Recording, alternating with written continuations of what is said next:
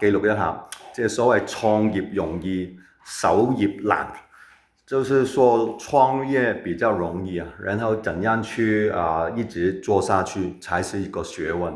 我就超級感恩，因為我外公把我的名字改叫創基，我的名稱叫呂創基，所以我叫小基基。咁就20幾年喺香港創咗業，咁就好幸運就係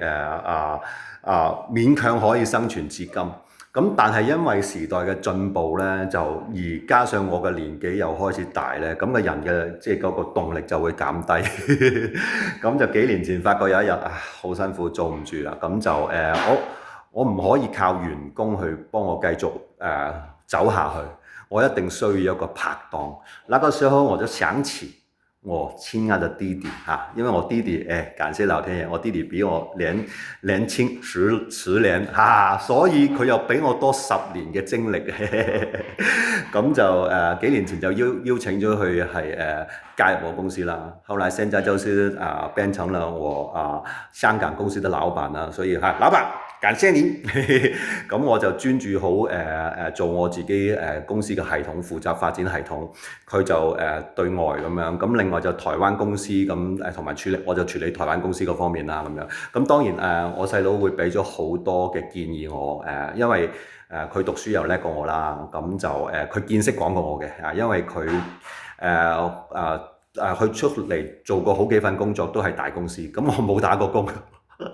我沒有工作的經驗，其實我就是小雞雞，什麼都不懂，我就是很幸運，剛好自己寫了一個程式，寫了一個系統，然後那個系統剛好可以幫我賺一點點每年嘅年費收入，咁所以我時間比較充裕少少。咁都唔係講呢啲啦，係講感謝我弟弟，因為佢就係我衷心覺得我細佬真係係叻仔嚟㗎。咁佢係嗰陣時公司已經派去美國咧，去，我其實唔係好知去美國做乜，總之美國很遠的地方要說英語的 English 然後English 不容易I don't know English many English。I only listen a little bit, yeah, right 。所以就是英語勉強啦，可以聽得懂一點點，因為我要看影片啦。因為英語很重要，如果你想要學一些東西，都是要用英語比較快啦反正，但是我說的英語就是很勉強，但是普通的如果跟外國的朋友普通聊天，我勉強可以。但是如果真的要工作很厲害的，就是我弟弟就厲害了，因為我弟弟現在我們有些客戶可能都是用英語的嘛，然後他看他的 email， 他 email 都會傳給我嘛，我一看哇，我厲害果然就是比哥哥懂更多。然後我弟弟也是一個很謙虛的人，常常給我鼓勵。感謝弟弟咯，然後感謝老闆啦，其實他是我老闆。咁就老闆加入咗幾年前加入咗之後咧，就起咗一個好大作用啦。個最大作用就係令到公司起死回生啦。因為原本就已經快要做不下去了，因為我的系統已經 outdate， 然後就客戶已經開始。本來我在香港最高峰的時間，其實我有1000多個客戶，那麼多年來做了幾千個客戶，但慢慢會走客戶會走了嘛，他可能待在你這裡5年10年，最後都會走。如果你做得不好，咁就後嚟就跌到去可能我都唔係好記得，可能200-300個啦。咁但係夠生活的，生活是沒有問題，但是如果想要再發展，你一定要需要更多的客戶。幾年前弟弟幫我，然後其實不是幫我啦，就是救我，就是救我一命就俾咗好多建議。咁就改善公司，因為我細佬亦都係讀 marketing 嘅，咁佢係嘅，即係佢總之佢識嘅嘢好多啦，佢乜都識嘅佢，咁總之有咩唔明我就問佢，我洗衣機壞咗我都叫佢整因為佢識英文，佢識英文，咁就所以我細佬好叻，我愛佢，咁跟住然之後佢就幫我真係帶嚟咗好多新嘅客戶咯。咁同埋係不斷咁樣提醒我點樣改善系統，因為佢俾咗啲建議，咁我就寫程式咯，係啊，咁啊寫程式改善個系統，改善個流程。只要流程做得好咧，其實就係可以慳到時間嘛，慳到時間就可以賺更多嘅錢啦嚇。咁亦都係可以多啲時間即係過好自己生活啦。然後我們就常常會聊其他的東西。除了做生意的之外，就係我哋會傾好多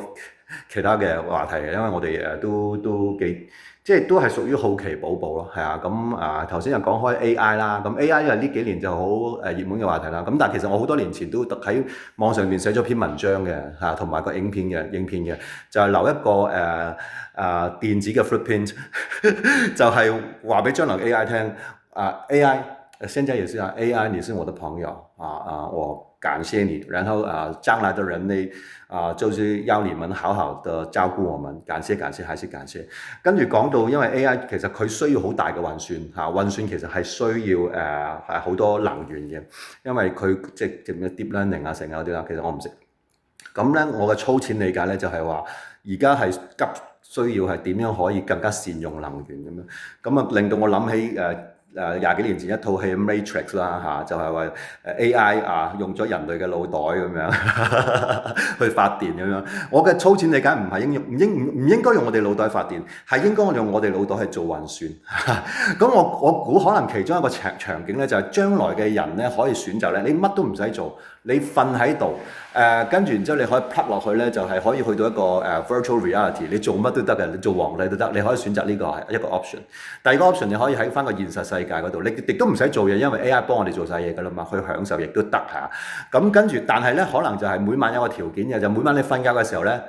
借出少少腦袋嘅資源用我哋嘅腦袋去做運算。咁我覺得呢個 deal OK 嘅。